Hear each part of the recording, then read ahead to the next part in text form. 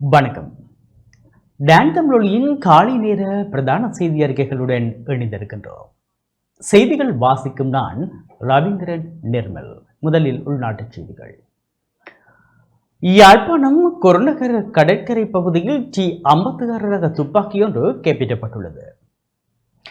யாழ்ப்பாணம் குருநகர் கடற்கரை பகுதியில் நேற்றிரவு T56 ரக துப்பாக்கியொன்று போலீசாரால் கைப்பற்றப்பட்டுள்ளது. யாழ்ப்பாணம் மாவட்ட குற்றத்தடுப்பு பிரிவு போலீசாருக்கு கிடைத்த இரகசிய தகவலுக்கு அமைய நடத்தப்பட்ட சோதனையில் துப்பாக்கி மீட்கப்பட்டுள்ளது. குறித்த துப்பாக்கி பயன்படுத்தக்கூடிய நிலையில் இருப்பதாக தெரிவித்துள்ள போலீசார் விசாரணைகளை ஆரம்பித்துள்ளனர்.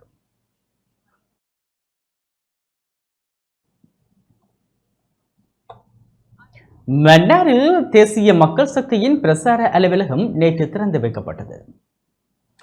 உள்ளூராட்சி மன்ற தேர்தலுக்கான தேசிய மக்கள் சக்தியின் தேர்தல் அலுவலகம் சிறப்பு நிகழ்வு மற்றும் பிரசார நடவடிக்கை நேற்று மாலை மன்னார் எமில் நகர் மற்றும் பெனகட்டு கொட்டு பகுதிகளில் இடம்பெற்றது.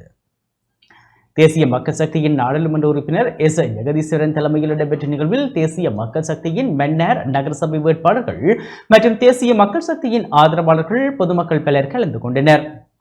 இதன்போது பல்வேறு கோரிக்கைகள் அடங்கிய மகஜர்களையும் பொதுமக்கள் நாடாளுமன்ற உறுப்பினர் ஜெகதீஸ்வரனிடம் கையளித்திருந்தமை குறிப்பிடத்தக்கது.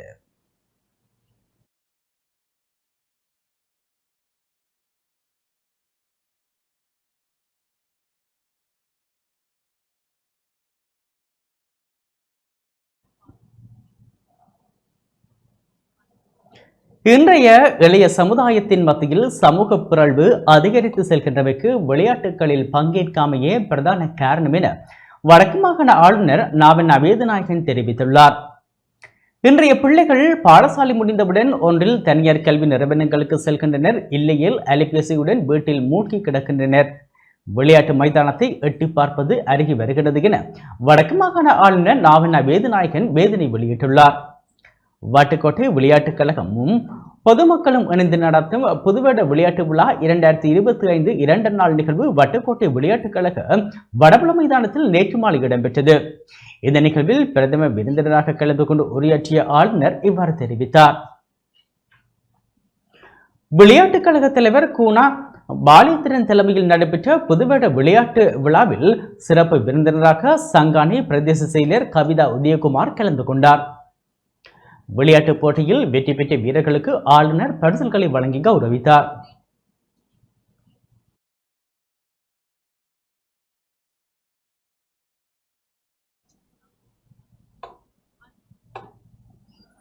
பூசா சிறைச்சாலை அதிகாரி ஒருவர் சுட்டுக் கொல்லப்பட்ட சம்பவத்தினுடைய பிரதான துப்பாக்கிதாரி நேற்று கைது செய்யப்பட்டுள்ளார். காலி பூசா சிறைச்சாலையின் முன்னாள் சிறைச்சாலை அதிகாரி ஒருவர் சுட்டுக் கொல்லப்பட்ட சம்பவத்துடன் தொடர்புடைய பிரதான துப்பாக்கிதாரி நேற்று காலை கைது செய்யப்பட்டுள்ளார். போலி கடவுச்சீட்டை பயன்படுத்தி தாய்லாந்து நாட்டுக்கு தப்பிச் செல்ல முயன்ற போது கட்டுநாயக்க விமான நிலையத்தில் வைத்து குற்றப்புலனாய்வு திணைக்கள அதிகாரிகளால் கைது செய்யப்பட்டார். குறித்த சந்தேக நபர் அம்பலாங்கொட குளிவத்து பிரதேசத்தில் வசிக்கும் விஜயமுனி லதந்த பிரிதிராஜ் குமார என்பவர் ஆவார். நேற்று காலை 7:50 மணியளவில் தாய்லாந்தின் பேங்காக் நகர் நோக்கி செல்வதற்காக கட்டுநாயக்க விமான நிலையத்துக்கு சென்றார். சந்தேக நபரிடம் மேற்கொள்ளப்பட்ட சோதனையில் கடவுச்சீட்டு போலியானது என தெரிய வந்தது. பின்னர் சந்தேக நபரிடம் மேற்கொள்ளப்பட்ட மேலதிக விசாரணைகளில் அவர் பாதாள உலக குழுவின் தலைவரான கரந்தனியா சுத்தா என்பவரின் பிரதான துப்பாக்கிதாரிகளுள் ஒருவர் என தெரிய வந்த நிலையில் இவ்வாறு கைது செய்யப்பட்டுள்ளார்.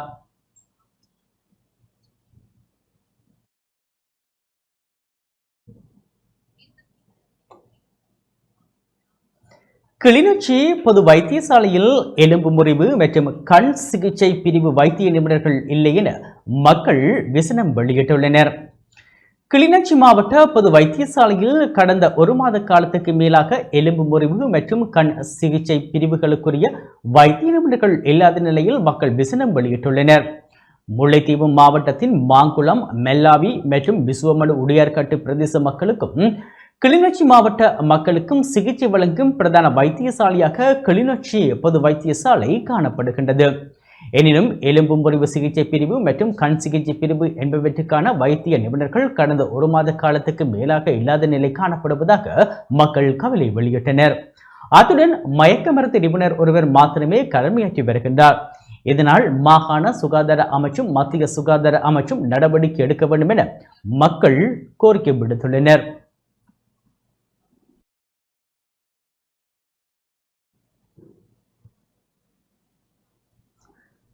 முல்லைத்தீவு ஒட்டுசுட்டான் பகுதியில் மனித நுகர்வுக்கு பொருத்தமற்ற வகையில் காணப்பட்ட வெதுப்பக உற்பத்தி பொருட்கள் அளிக்கப்பட்டன. முல்லைத்தீவு ஒட்டுசுட்டான் சுகாதார வைத்திய அதிகாரி பிரிவுக்குட்பட்ட பகுதியில் மனித நுகர்வுக்கு பொருத்தமற்ற வகையில் காணப்பட்ட வெதுப்பக உற்பத்தி பொருட்கள் இன்று சுகாதார பரிசோதகர்களால் கைப்பற்றப்பட்டன.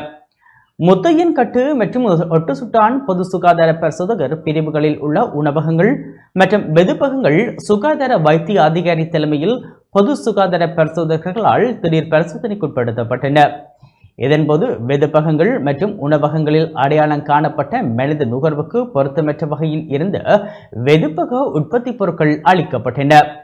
வெதுப்பகங்களில் உள்ள சுகாதார சீர்கேடுகள் சுட்டிக்காட்டப்பட்டு அவற்றுக்கான உரிய தீர்வுகளும் பொது சுகாதார பரிசோதகர்களால் முன்மொழியப்பட்டன. அத்துடன் உரிய வெதுப்பக உரிமையாளருக்கு சுகாதார சீர்கேடுகளை நிவர்த்தி செய்வதற்கு கால அவகாசம் வழங்கப்பட்டது.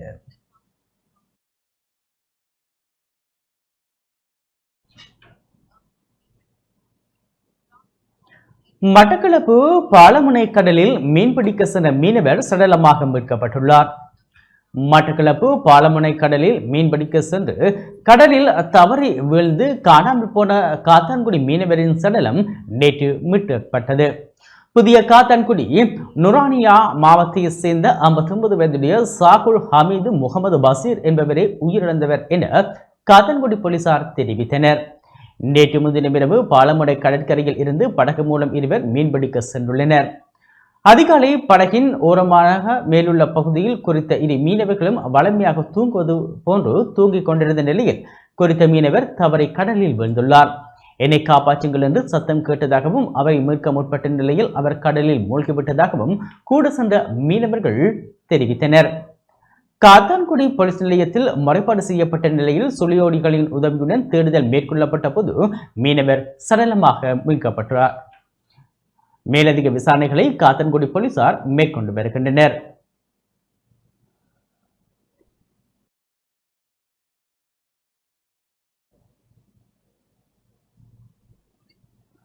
மட்டக்களப்பு வெள்ளாவளி சமர்த்தி வங்கியில் புதுவட கொடுக்கல் வாங்கல் செயற்பாடுகள் இடம்பெற்றன.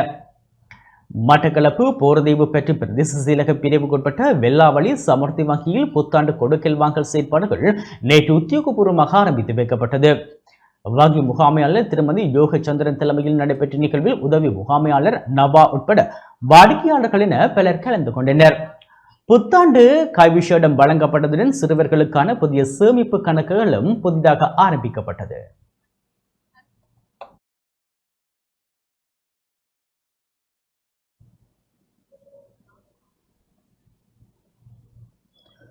அம்பாறை சம்மாந்துறையில் இரு அரசியல் கட்சிகளுக்கு இடையில் மோதல் ஏற்பட்டது. அம்பாறை சம்மாந்துறை போலீஸ் பிரிவுக்குட்பட்ட புறநகர் பகுதியான நாய்க்குட்டியர் சந்தி பகுதியில் இரு அரசியல் கட்சிகளுக்கு இடையே ஏற்பட்ட மோதலில் பலர் காயமடைந்துள்ளனர். காயமடைந்தவர்கள் சம்மாந்துறை ஆதார வைத்தியசாலையில் அனுமதிக்கப்பட்டுள்ளனர். நேற்று முன்தினம் இரவு குறித்த சம்பவம் இடம்பெற்றதுடன் காயமடைந்த தேசிய காங்கிரசின் வீரமுனை வட்டார வேட்பாளர் ACM சஹீலை சம்மாந்துறை ஆதார வைத்தியசாலைக்கு விஜயம் செய்த தேசிய காங்கிரஸ் தலைவர் ALM அதாவுல்லா பார்வையிட்டார். முன்னாள் அமைச்சர் ரிஷாத் பதியுதீன் வருகை தந்து சென்ற பின்னர் அகில இலங்கை மக்கள் காங்கிரஸ் கட்சி வேட்பாளர் உட்பட ஆதரவாளர்களால் வீரமுனை வட்டார வேட்பாளர் ACM சஹீல் உட்பட அவரது ஆதரவாளர்கள் தாக்குதலுக்குள்ளாகியுள்ளதாக தெரிவிக்கப்படுகிறது. இச்சம்பவம் தொடர்பில் மேலதிக விசாரணையை போலீசார் மேற்கொண்டு வருவதுடன் அம்பாறை மாவட்டத்தில் முதலாவது தேர்தல் வன்முறை சம்பவமாகவும் இத்தாக்குதல் சம்பவம் பதிவாகியுள்ளது.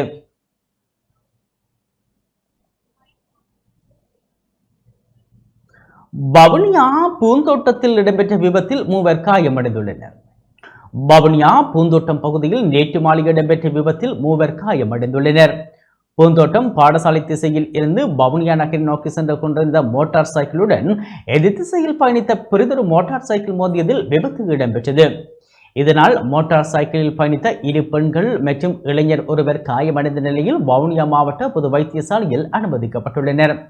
விபத்தை தொடர்ந்து சம்பவ இடத்துக்கு விரைந்த வவுனியா போக்குவரத்து போலீசார் மேலதிக விசாரணைகளை முன்னெடுத்தனர்.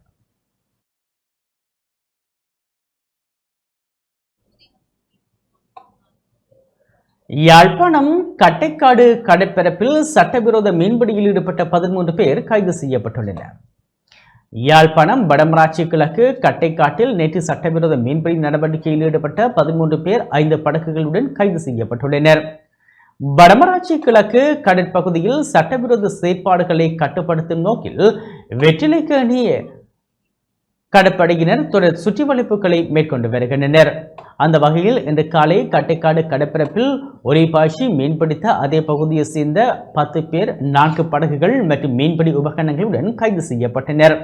மற்றொரு படகில் இருந்த 3 பேர் சட்டவிரோதமான முறையில் இரவு நேரத்தில் கடல் அட்டைகளை பிடித்த போது கடற்படையினால் கைது செய்யப்பட்டனர். இவ்வாறு கைது செய்யப்பட்ட சந்தக நபர்கள் கைப்பற்றப்பட்ட பொருட்களுடன் மேலதிக சட்ட நடவடிக்கைகளுக்காக யாழ்ப்பாணம் கடற்றொழில் மற்றும் நீரியல் வள திணைக்கள அதிகாரிகளிடம் ஒப்படைக்கப்பட்டனர்.